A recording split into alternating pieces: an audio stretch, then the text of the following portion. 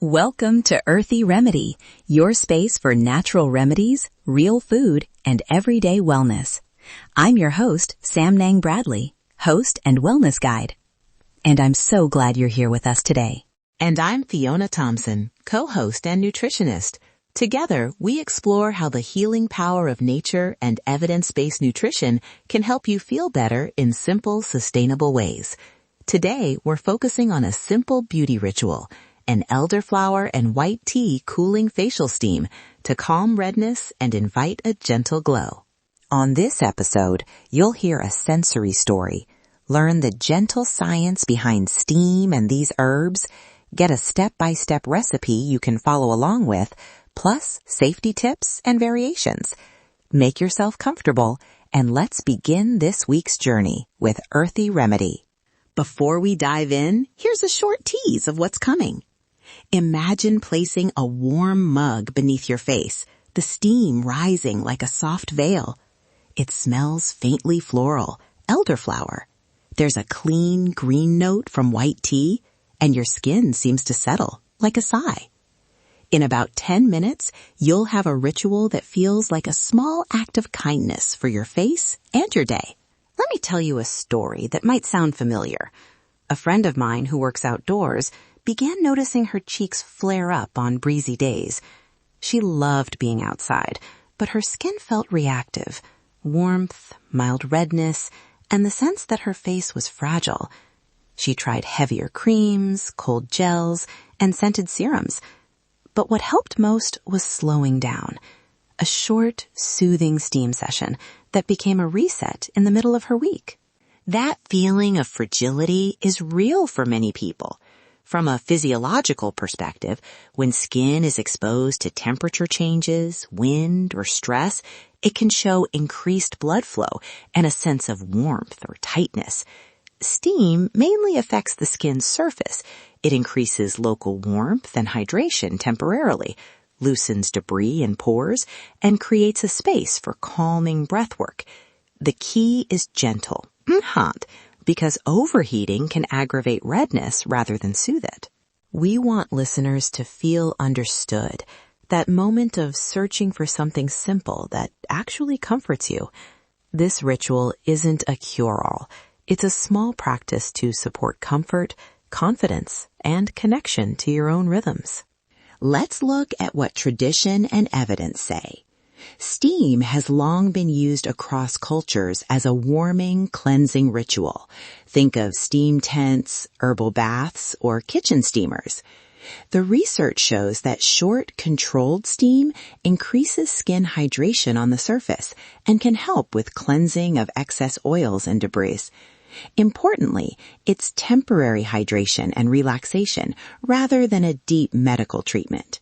Nutritionally speaking, or in botanical terms, white tea is rich in polyphenols and catechins. While drinking white tea brings systemic antioxidants, when used as an infusion for steam, the volatile aromatic compounds and surface polyphenols can feel soothing and leave a light, pleasant scent.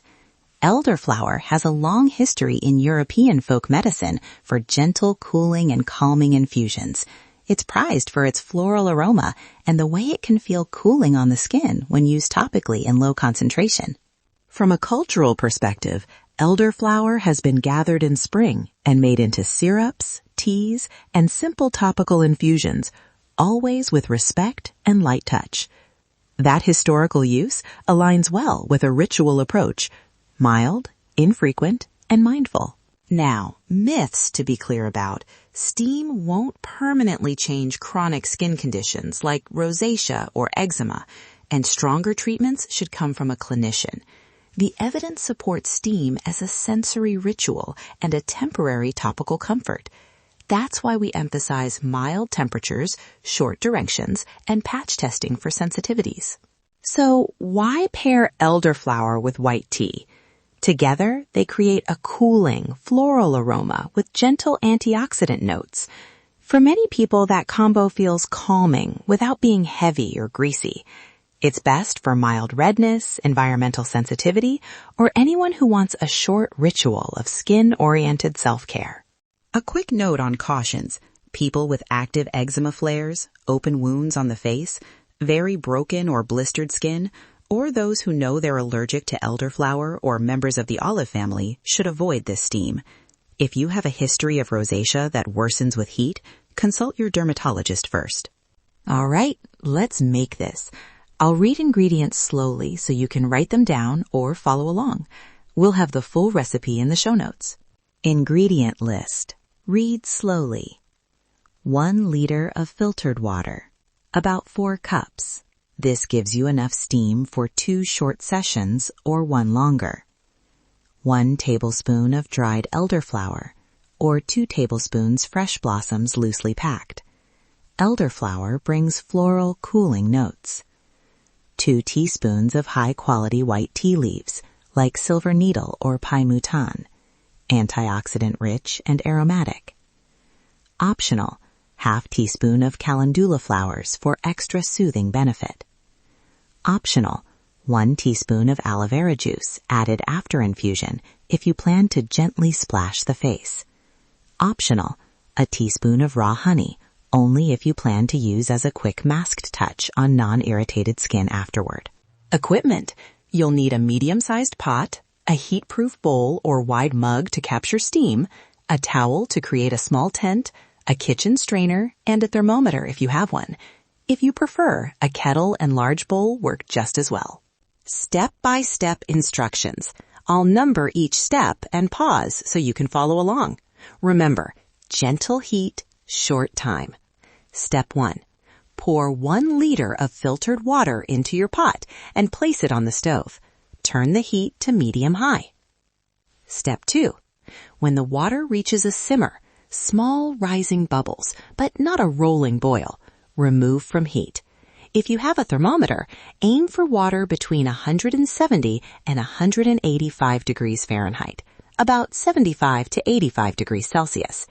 This is warm enough to release aromatic compounds without scalding. Step 3.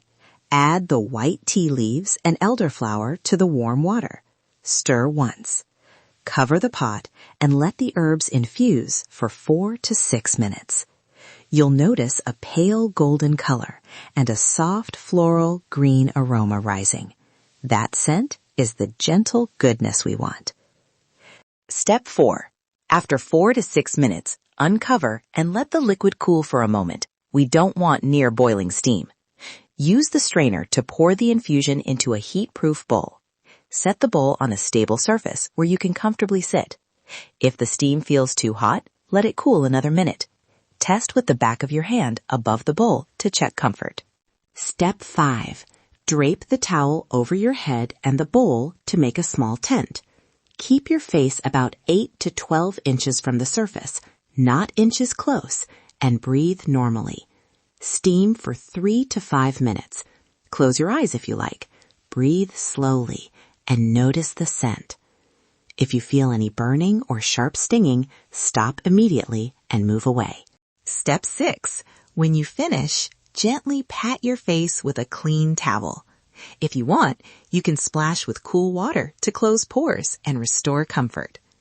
If you're adding aloe vera or a tiny dab of raw honey, do a patch test first on your wrist and wait 5 minutes to check for reaction before applying to the face. Common mistakes to avoid.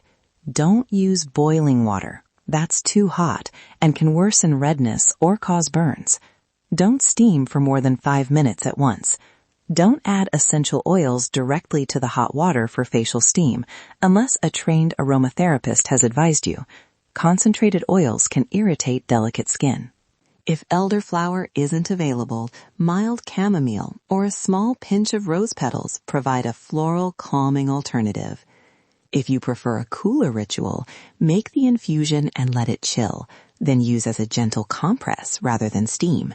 Soak a washcloth and hold it to the face for a minute. Storage and serving tips. You can make the infusion and keep it in the fridge for up to 48 hours in a sealed jar. Rewarm gently. Do not reboil. Use the infusion as steam up to twice per week for most skin types. Daily steaming is usually unnecessary and can dehydrate the skin over time. Sensory moment. I invite you to pause with me now. If you have a cup nearby, hold it. Close your eyes and breathe the scent. Notice the floral top notes, the green tea undercurrent, the warmth on your palms. Breathe in slowly. Exhale. Let your shoulders soften. Safety and cautions. This ritual is supportive, not medical. Avoid steaming if you have active weeping eczema, open lesions, or a documented heat-triggered rosacea flare unless your clinician says it's okay. Do a patch test. Place a teaspoon of the cooled infusion on your inner forearm and wait 10 minutes for signs of sensitivity. If you take medications that increase sun sensitivity or affect skin healing, check with your provider before introducing new topical botanicals. If you feel confused or notice persistent redness, burning, swelling, or blisters after using any home remedy, see a dermatologist. This practice should make you feel cared for, not worried. Reflection and encouragement. This is about small acts of care. You don't need perfect ingredients or a perfect space. The ritual is less about changing your skin overnight and more about giving yourself a pause, a deliberate sensory moment that supports calm. If you try it, notice how your skin feels, how your breath changes, and what small adjustments make it more comfortable for you. We'd love to hear how this turned out for you. Did you make the steam? How did it feel? Send us a voice message or DM us at @EarthyRemedyPod. Share your experience, your version of the recipe, or any gentle twists you added.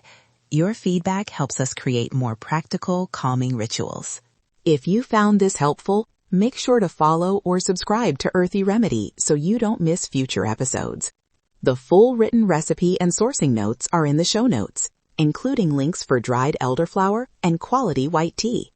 And remember our signature cue. Listen to your body. Trust the earth. Feel the difference. Thank you for joining us for this episode of Earthy Remedy.